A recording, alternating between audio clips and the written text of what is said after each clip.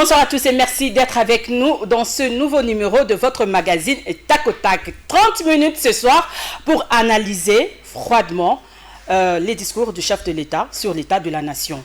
Nous allons critiquer aussi, pourquoi pas, hein, il faut aimer quand même les critiques, hein, ça aide à changer. Et pour en parler, j'ai invité pour vous ce soir un journaliste, un confrère journaliste, analyste politique. Il s'agit de Claude Molichot, journaliste proche de Kabila. De Joseph Kabila. De Joseph Kabila. Vous aimez trop cette précision.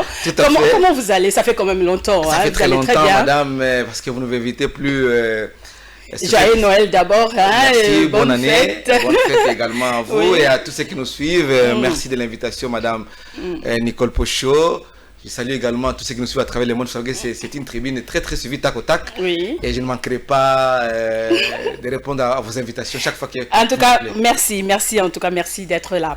Alors, Claude Molichot, vous avez suivi les discours du chef de l'État, Félix Tshisekedi, sur l'état de la nation devant les deux chambres du Parlement réunies en congrès ce lundi 13 décembre 2021. Il était clair hein, sur tout le point de l'actualité, de la sécurité, en passant par la justice, l'économie, et puis la politique, la création de l'Union sacrée et tout ça, les élections, il a parlé de la CENI, hein, et puis il a parlé aussi de la santé, Covid-19, en tout cas il a parlé de tout, aucun secteur n'a été épargné. Alors vous personnellement, comment avez-vous analysé, ou bien qu'est-ce que vous avez retenu de ces discours?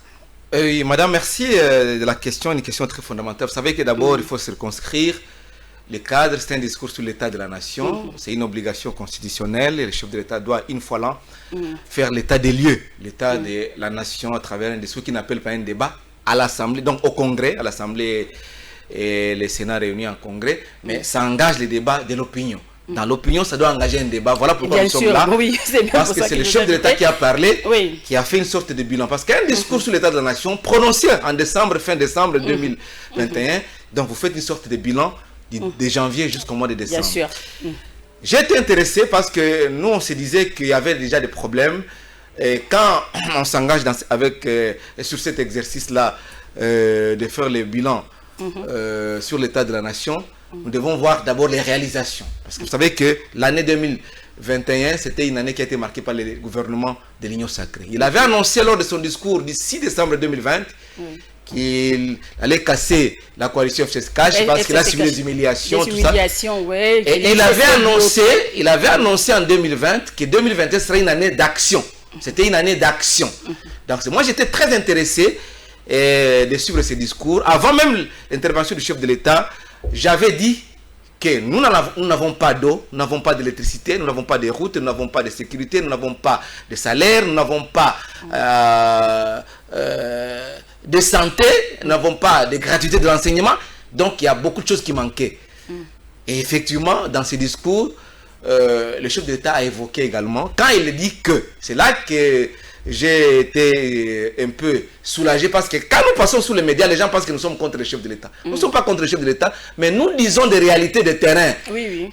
Vous avez constaté avec moi que quand le chef de l'État avait dit que je suis conscient que la situation socio-économique n'est pas reluisante. Et là, ce ne sont pas les députés et les sénateurs qui ont applaudi, alors que ce sont ceux qui devraient en principe applaudir. Ce sont les militants de l'UDP se trouvant dans le fond de la salle qui ont scandé bis, bis, bis. C'est comme si ils demandaient le bus de Transco, ou bien le bus de City Train. C'est pour demander au chef de l'État de reprendre. Et tout le monde a applaudi. Et curieusement, les sénateurs et les députés n'ont rien dit, n'ont pas bougé. Il y a même la caméra qui a essayé un peu de faire une sorte de balade. Et on a vu tous ces gens-là qui étaient hier avec Kabila, aujourd'hui dans l'Union sucrée, en train de se regarder, de se demander, pendant que les militants de l'UDP se trouvent dans le fond, en train de demander au chef d'État de reprendre ce qu'il avait dit. C'est pour vous dire que il ne faut pas flatter les chefs. Quand il dit qu'il n'y a pas d'eau, il a répété ce que nous avons toujours dit sur différents plateaux de télévision. Il n'y a pas d'eau, il n'y a pas d'électricité, il n'y a pas de santé. Parce qu'il n'était plus question de promettre. Le président a trop promis avant qu'il soit au pouvoir, pendant qu'il était au pouvoir, et pendant qu'il est au pouvoir, et jusqu'aujourd'hui il ne fait que promettre. Non. L'état de la nation, les discours sur l'état de la nation, c'est un discours bilan. Un discours qui fait un peu la sommation des actions des soi-disant warriors qui ne sont pas warriors. Et là, j'ai vu le Premier ministre était calme, Pendant que tout ce que le chef d'État disait que non, sa diplomatie a payé avec 4 milliards et tout, et les gens applaudissaient, nous allons faire ceci. Mais quand il a parlé du peuple d'abord, c'est que le peuple demande d'abord, c'est-à-dire à manger, l'électricité, l'eau à boire, l'éducation, la santé. Et tout le monde était calme.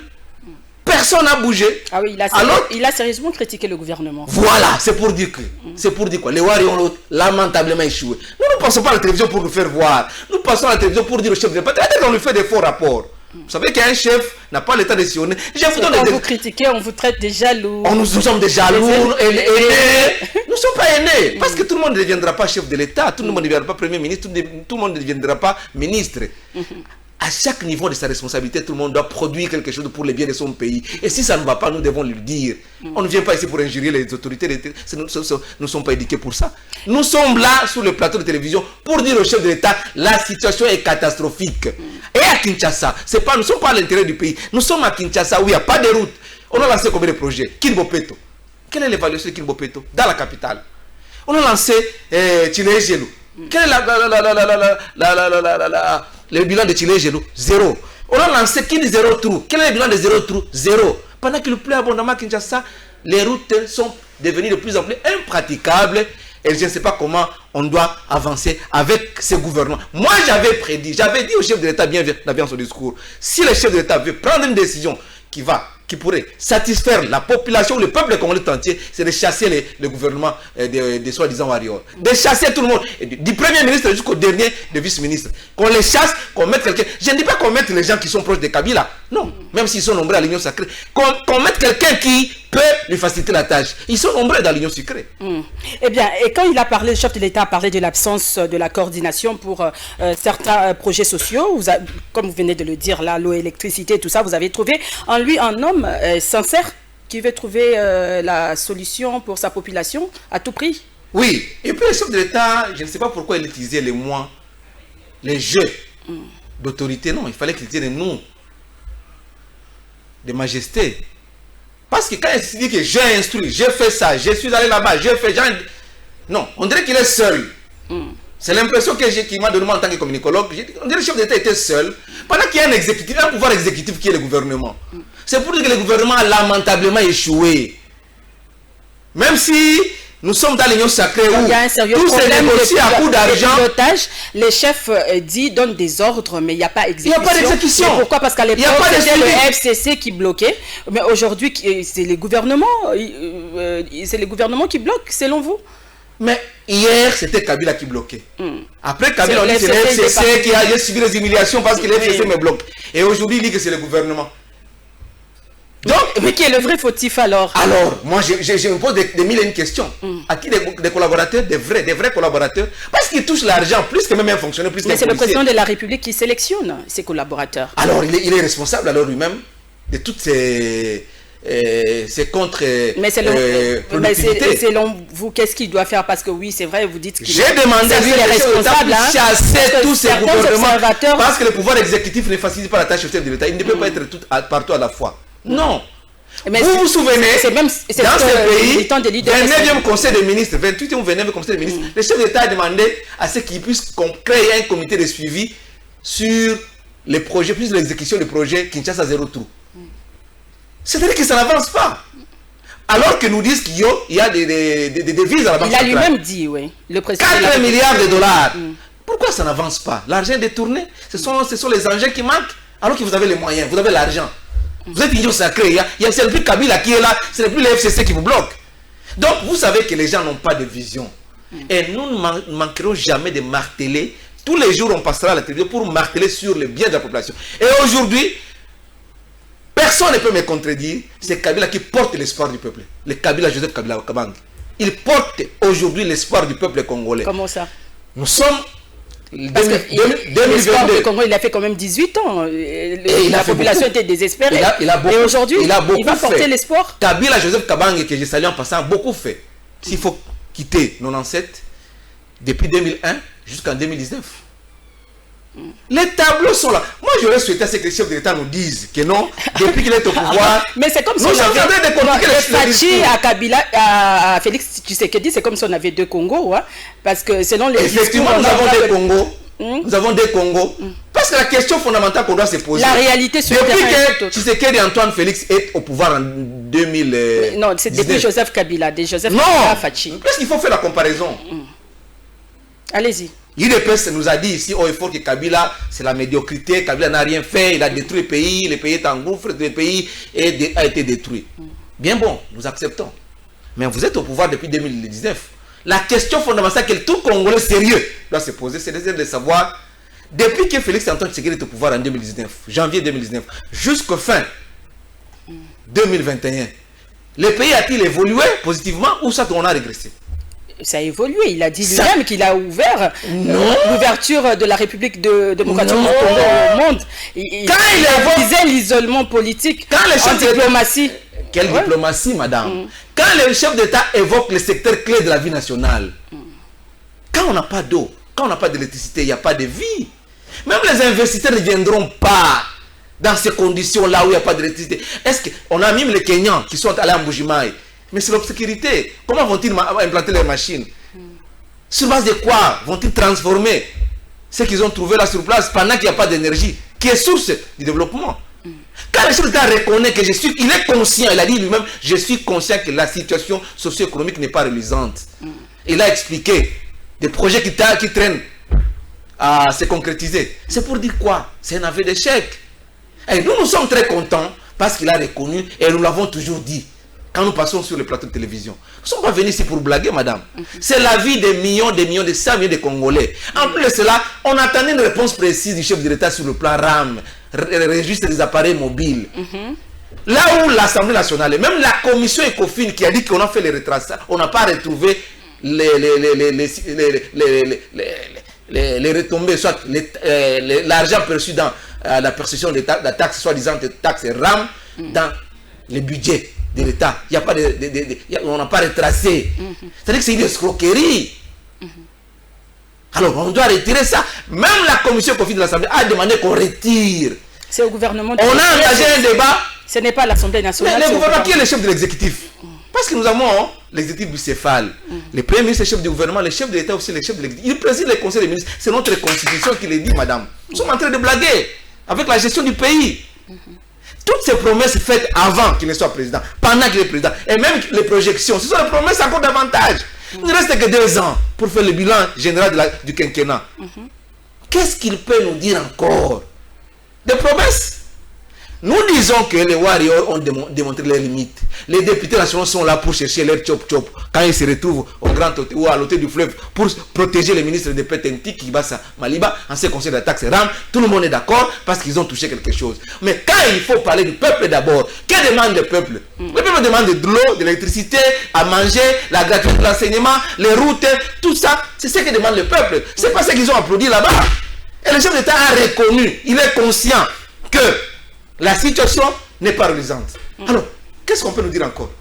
On nous dit quoi? Il faut qu'il y ait un changement, il doit quand même sanctionner. Nous sommes là pour proposer, c'est à eux de décider. Mais en 2023, mais on dit toujours que le chef de l'État ne peut pas... un chef de l'État écoute beaucoup, encaisse beaucoup, il ne sanctionne pas en désordre. Il utilise le conseil quand même, il ne peut pas chasser ses collaborateurs comme ça. Madame, vous savez, aujourd'hui, au niveau de l'ARPTC, l'autorité de régulation des postes de télécommunications, on nous dit que l'argent généré par la taxe, soi-disant taxe RAM, est au-delà de 500 millions de dollars américains. C'était 218, 300 et quelques, maintenant au-delà de 500 millions. Plus les 4 milliards de réserves se trouvant dans la Banque centrale. C'est l'argent qui manque pour arranger des routes, pour donner de l'électricité. Même à Moupompa, au village du chef de l'État.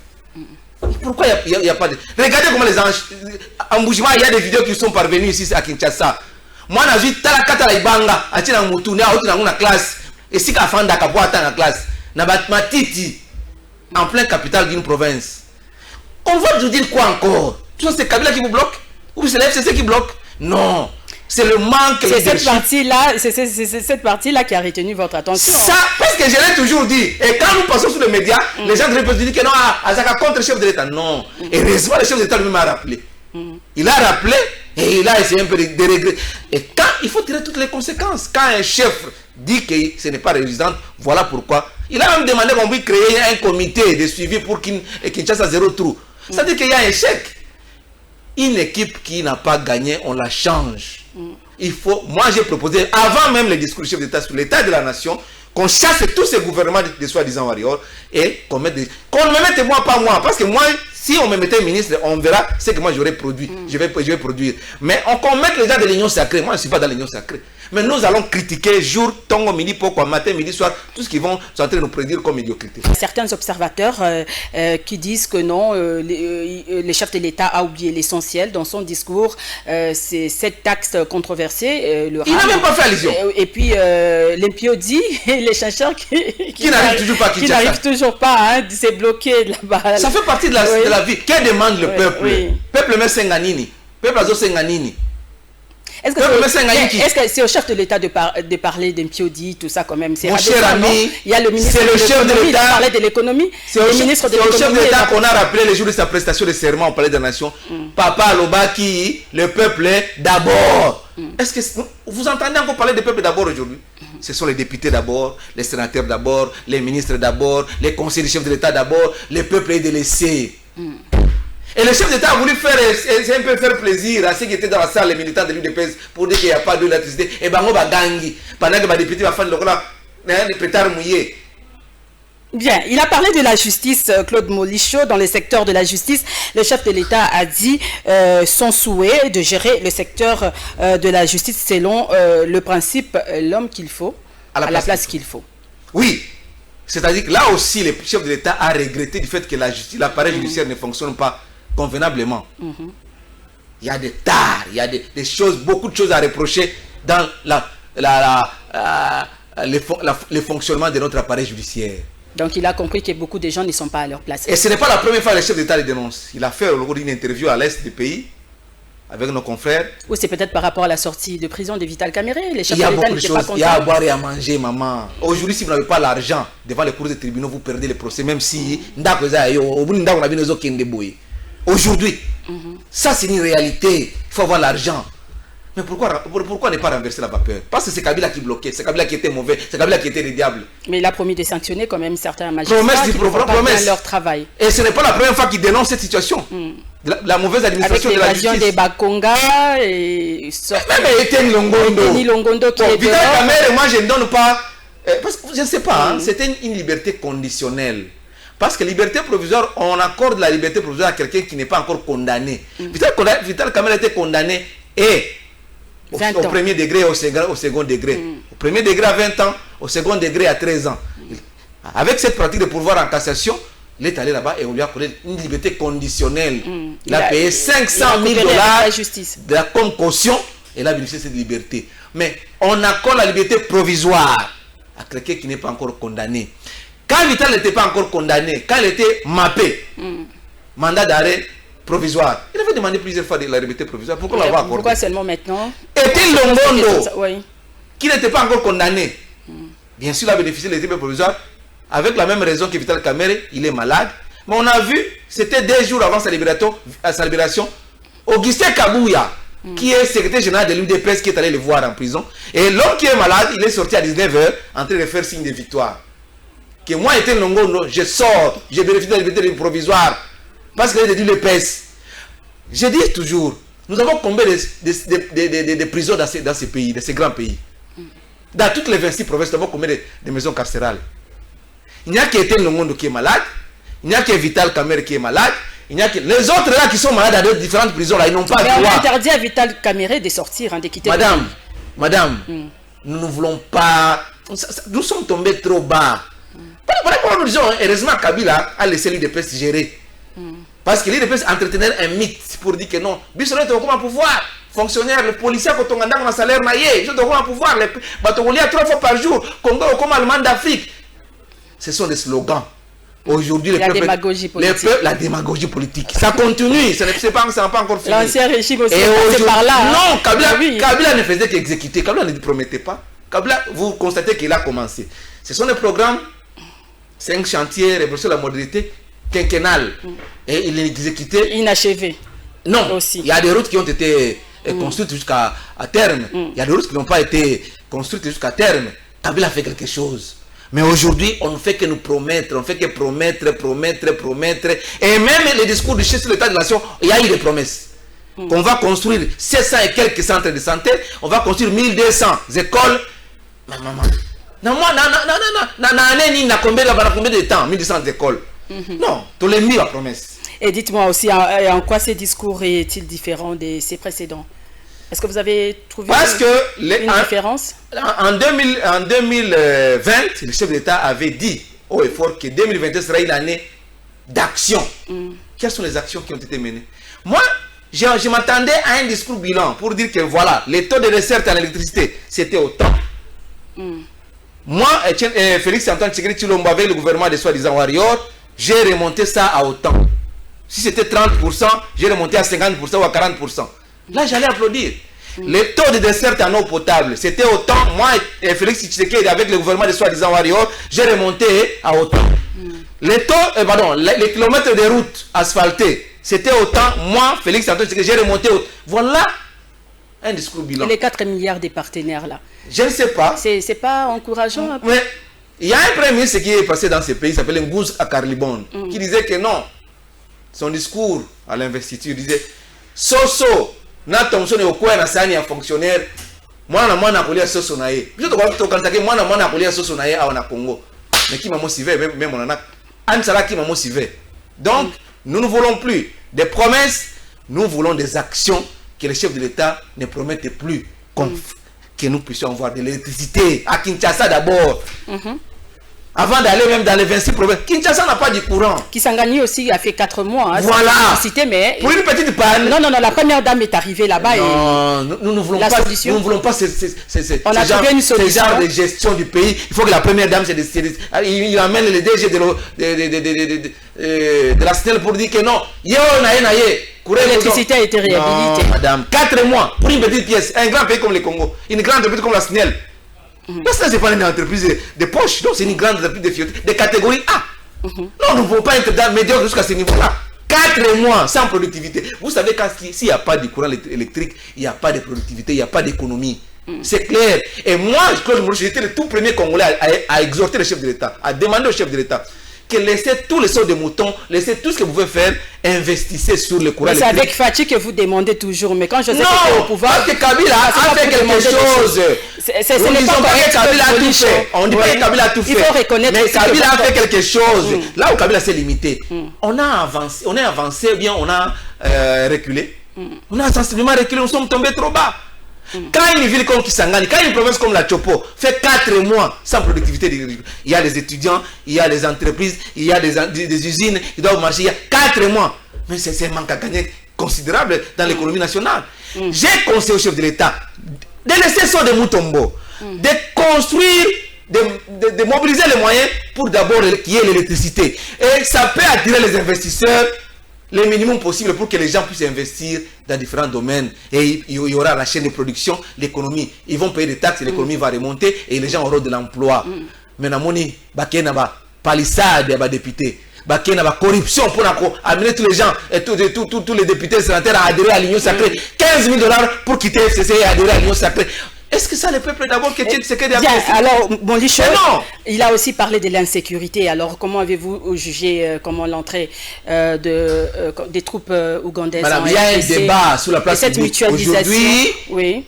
Nous avons aussi appris que la police rwandaise aussi veut s'associer avec c'est ça, je ne sais pas. Nous sommes... Parce que le chef de l'État, il a dit que non, il va s'investir pour que au moment opportun, les troupes rwandaises, les troupes ougandaises puissent rentrer chez eux. Il va s'investir comment? Est-ce que nous avons les contenus du contrat? Les contrats a été signé après que les troupes rwandaises opéraient sur notre territoire. C'est le ministre ougandais de la Défense et notre ministre de la Défense qui se sont retrouvés en Ituri pour conclure les accords.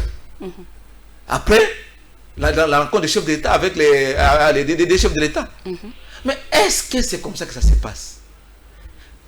Au nom du principe de la redevabilité, les peuples congolais doivent savoir tout ce qui se passe. Il y a un débat. Il a dit le lundi que le Parlement était informé. Suivez la télévision ougandais. Il y a un débat présentement là, à l'Assemblée nationale de l'Ouganda sur cette question de l'intervention, de la mutualisation des forces entre l'armée ougandaise et l'armée congolaise. Il y a un débat. Un débat télévisé. Mais chez nous, on veut nous cacher. Qu'est-ce qu'on veut cacher? Pendant que tout le monde est en train de décrier les méfaits causés par l'armée ougandaise sur notre sol et les contentieux qui n'est pas encore réglé, de 10 milliards. Mais à l'époque aussi, Kabound avait dit que, à l'époque de Kabila, hein, Kabound avait tweeté pour dire que non, le Rwanda ne peut jamais apporter une solution. Voilà, mais aujourd'hui, ce sont les Rwandais qui apportent des solutions. On a même signé des contrats. Les Rwandais peuvent donner de la valeur ajoutée à nos minéraux, ils doivent essayer un peu de raffiner nos minéraux. Et nous sommes incapables de construire des usines chez nous pour raffiner nos minéraux. Coltan, lithium, tous les métaux. Et nous devons croiser les bras. Pendant que nous avons les chômeurs ici, nos universités ne font que produire des chômeurs et les Rwandais puissent nous donnent de la chacun sa stratégie de gérer. Non, madame, Félix Tshisekedi, quand nous disons que nous ne sommes pas contre les autorités. On ne vient pas ici pour injurer les autorités. Mais c'est ça la réalité. Peuple congolais a délaissé. Madame, donc vous êtes contre cette mutualisation? Nous sommes contre parce qu'il y avait déjà un état de siège qui a été décrété depuis le mois de mai, les 6 mai. Ça fait déjà 6 mois. Voilà, qu'on fasse l'évaluation et qu'on motive notre armée. Nous avons lui-même reconnu que nous avons une armée, il a félicité notre armée. Il a félicité, mais il a demandé qu'il faut mettre le moyen. Hein. Il faut beaucoup de moyens. Mais ils ont 4 milliards à la Banque centrale. C'est pourquoi? C'est pas pour le peuple d'abord. C'est pour autre chose. Si nous avons 4 milliards, c'est tout un budget pour d'autres pays. Donnez à l'armée. Donner à la police pour restaurer l'autorité de l'État. Et ce n'est pas seulement le Nord et le Sud, les Nord Kivu et l'Ituri. L'insécurité même dans le Sud Kivu. J'ai demandé même qu'on puisse élargir l'état de siège au niveau du Sud Kivu, au niveau du Nord Katanga, même au niveau de l'extrême nord de l'Ituri. La zone qui est en insécurité, c'est depuis Aro jusqu'au niveau de Puerto là-bas. Toutes ces zones-là sont en insécurité depuis longtemps. Kabila a laissé un nombre précis de groupes armés. Mais aujourd'hui, ces groupes armés ne font que se multiplier. Pour l'année, Félix Tshisekedi, on lui reproche d'être trop à l'extérieur. Non, pas promettre, mais il fait plus la politique extérieure qu'intérieure. C'est à l'interne qu'il y a des problèmes. Mon cher, quand même on va à l'extérieur, c'est pour le bien de qui? C'est le peuple d'abord. Que demande le peuple aujourd'hui? Moi, je suis estomaqué, peiné, quand on me dit que non, nous avons 4 milliards à la Banque centrale comme réserve. Mais ça, le peuple a koufa, nzala, nzela, pour les il y a hausse de prix. Hein, à manger, il n'y en a pas. La hausse de prix, ça il y a 25 kilos, le on a 49 000, tout ça, bonne année, en gros, et puis il ne faut pas attendre que ce n'est pas bonne année pour manger, on mange tous les jours. Tout en classe, c'est tous les jours. On roule tous les jours, on travaille tous les jours. Pendant qu'il y a le chômage qui bat son plein, les universités ne font que produire les universités, les lauréats.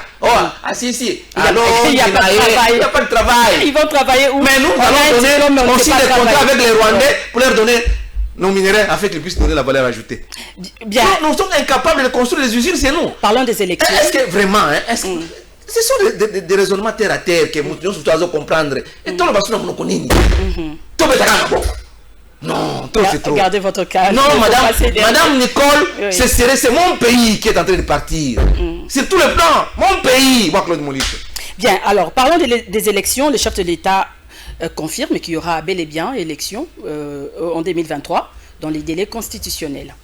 Madame. Et il a même demandé à vous, les opposants du PPRD et tout ça, et d'envoyer les noms de vos... Est-ce qu'il y a la nouveauté dans ce qu'il a dit? Nous savons qu'en 2023, c'est la fin du mandat. Les mandats de tous les mandats, du président de la République, du gouvernement. Et le bureau travaille déjà, Kadima travaille déjà. Madame. Bien qu'il y a eu sit-in le lundi même avec la Mouka, Bloc Patriotique. Les élections, le FCC. Les élections, ce n'est pas une affaire d'un seul parti politique ou d'un camp politique. Les élections sont une affaire de tout le monde, c'est la souveraineté de tous les peuples congolais. Donc il faut associer tout le monde. Bien sûr. Ça a été dit même au Conseil de sécurité des Nations Unies. Donc quand vous voulez vous accaparer des Denis Kadima, non, mais c'est les opposants qui résistent. Votre Denis Kadima à vous-même, ça ne va pas. Ça va sécuriser tout le monde. C'est une compétition. Dans une compétition, il y a les règles du jeu. Et l'arbitre doit être neutre. C'est ça la compétition. Mais l'église catholique... L'église catholique même a évolué. Il faut avancer. Non, madame, avancer pas pour avancer, pas plaisir d'avancer. Il faut que la transparence, il faut que ça rassure tout le monde. Maman, il y a une élection, élection.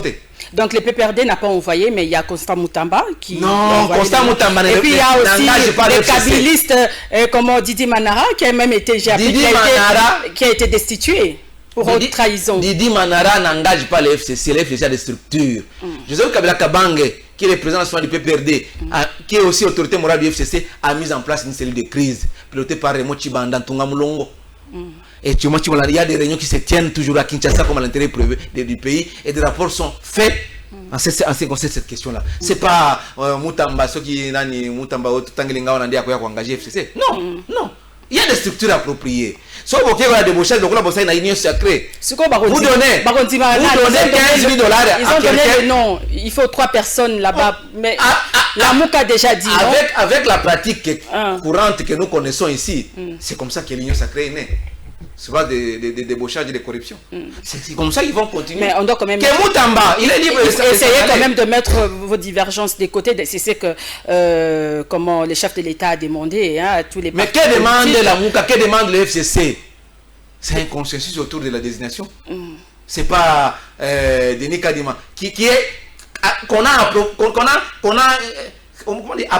s'en a approprié. C'est devenu une propriété privée pour un camp politique. Ça ne va pas. Alors qu'il est censé être arbitre.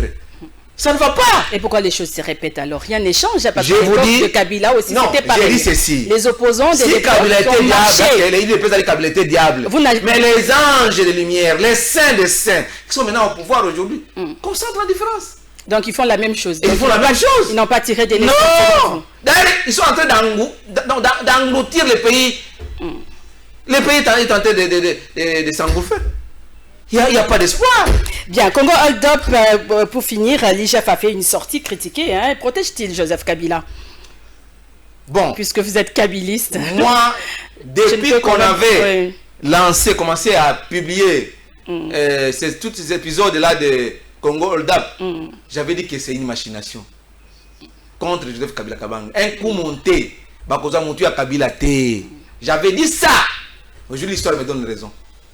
L'IGF dit que non, Kabila n'est pour rien de là-dedans, même pas égal, tout ça. Mais maintenant, et les journalistes qui ont accordé l'interview à Gilles Alinguete, notre confrère Alain Foka, a des problèmes même parce qu'il a publié cette interview sous la belle RFI. Donc, vous voyez comment même les médias sont manipulés pour chercher la tête de quelqu'un. Vous, il y a eu manipulation. Manipulation, madame. 3 500 000 documents à examiner pendant 9 mois. S'il faut prendre par jour, c'est combien plus de 2000 documents par jour. Donc, on est sur l'anzote, vous avez documents. Et puis, ce sont des documents authentiques. L'interview de DG de BGF Bank, qui est passé sur Télé 50, vous avez suivi. C'est-à-dire que non, ils ont un principe de gestion. Et BGF Bank, ce n'est pas une banque de Kabila, comme les autres ont laissé entendre. On dit que c'est une banque de président africain. C'est une banque de la coopération France-Afrique. Et le conseil d'administration est composé de beaucoup de pays africains. Les Gabonais sont là, les Camerounais sont là, les Congolais sont là.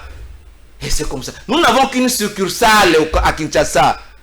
C'est ça. Alors, vous voulez me dire que non, la banque revient à Kabila? Non.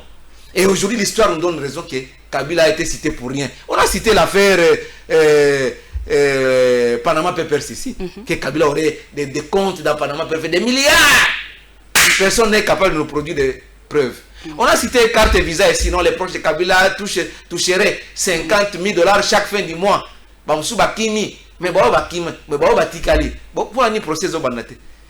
savez que Kadio Chaba qui a des personnes et Souki va pimina poissa. Même les députés, même les parlementaires de Bouanon marre de la gestion de Chile. Oui. Alors, pour finir, qu'est-ce que vous proposez? Revenons un peu sur... Moi, c'est que je demande au chef de l'État. Je ne suis pas demandeur. Parce que c'est bien beau de critiquer, mais il faut aussi faire des propositions. Je ne suis pas demandeur d'emploi. En tant que Congolais. Hein, je suis Congolais, j'ai toutes mes capacités. Sans parti pris. Sans parti pris, je suis Congolais. Mais mon pays est mal géré, mal gouverné. Même à Kinshasa, il y a même un type de l'UDPS qui a dit que la ville de Kinshasa n'est pas gouvernée. N'est pas gouvernée. Il a raison. Il a raison. Sur ce point-là, Kabunda, tu as raison, bravo. Mais, moi en tant que Congolais, j'ai demandé au chef d'État avant son discours, pendant son discours, et même après son discours, le chef d'État, Bengana, ministre, premier ministre, Bengana, surtout, tu as eu des PS kaka. Bon, oui, c'est le peuple d'abord. Parlementaire debout. Non, c'est pas. Il y a parlementaire debout, mais il y a dans les parlementaires, il y a des gens qui ont des niveaux, hein, qui ont étudié. Oui. Tu as eu des PES, dans 2 ans, il y a eu des PES, ils ont quand même des cadres, non? Gouvernement, il y a eu des PES. Vice-ministre, ministre délégué, vice-premier ministre. Les chefs de l'État peuvent travailler avec tout le monde. Non. Il peut quand même pas travailler. Parce que ce sont ces gens-là qui étaient avec Kabila hier. Ah, ce sont ces gens-là qui sont le gouvernement. Mais bon, ça encore. Chef d'État, ça va être bon, ça va être ça va côté Tchijingu. Tu as des PES. Surtout. Ah, ça c'est une révélation. Je vous dis franchement. Je vous dis. C'est ces gens-là, quand Kabila disait que je n'avais pas 15 personnes. Aujourd'hui, l'histoire donne à Kabila raison. Mais vous voulez donner encore 15 000 $. Pour aller au FCC à côté de l'Union sacrée. Mais c'est quelle façon d'agir? C'est quelle façon de gouverner? On dit que Ram, ça pour détruire les bateaux. Ram, vous protégez Kibasa. Vous allez à l'hôtel au fleuve Congo, vous prenez 2 000 $, plus 1 000 $, ça fait 3 000 $ à chaque député et on protège les ministres Kibasa. C'est ça la gestion. Le peuple est en train de souffrir, il n'y a pas de courant, il n'y a pas d'eau potable, il n'y a pas à manger, il n'y a pas de route, il n'y a pas de gratuité de l'enseignement, il n'y a pas. Donc la gestion, selon vous, la gestion du pays sous Fachi est catastrophique. Catastrophique. Et le bilan social aussi. Mais nous-mêmes l'a reconnu. C'est ça. C'est 0. Ça sera tout, Claude Molichon. En tout cas, merci d'être Merci, madame Nicole Pochot. Merci de l'invitation. Merci à tous ceux qui nous ont suivis. Et je dis merci de votre attention. Bien, cette émission est terminée. Mais avant de nous dire au revoir, je souhaite un joyeux anniversaire à notre consoeur Maggie Ngalamouloumé qui souffle sur une bougie de plus. En tout cas, Dieu te bénisse, Maggie. Et de bonnes choses à toi. Merci à l'équipe technique, à Freddy Kipimo. Et merci à Gilles Chibamba. Au revoir et à très bientôt.